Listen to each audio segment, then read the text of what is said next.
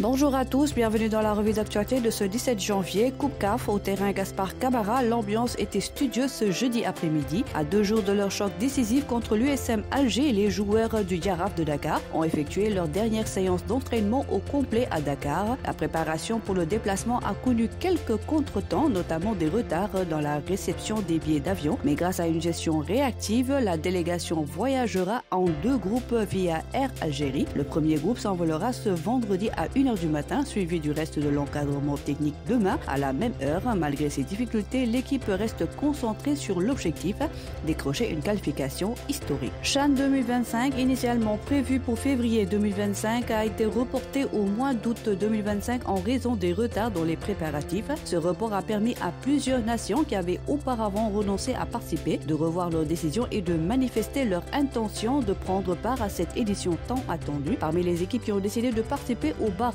on retrouve l'Algérie qui avait précédemment renoncé à sa participation avant de revenir sur sa décision, ainsi que l'Égypte, l'Afrique du Sud, le Gabon, la Gambie, le Malawi et les Comores. Ces nations devront passer par les qualifications pour compléter les 17 équipes déjà assurées de leur place au tournoi. Lambeau pour finir, Franc de Jambar Wrestling et Ama Baldé de Falaye Baldé seront en face à face ce samedi à la 2S TV, une occasion de donner plus d'allure à la journée du 16 février, date de leur confrontation. Zarko Bombardier en gestation, Zarko de l'écurie Grand Yoff et Bombardier de l'écurie Mour se sont donnés en spectacle au siège du CNG. Ils se sont dit prêts pour une confrontation cette saison, alors qu'il refuse toujours de mettre un terme à sa carrière malgré qu'il ait dépassé l'âge de la retraite. L'ancien roi des arènes de souligner qu'il a été approché par des promoteurs qui lui ont proposé 3 adversaires dont Zarko et Satiès, une affaire à suivre. Voilà, c'est tout pour aujourd'hui. L'actualité sportive continue sur nos plateformes digitales.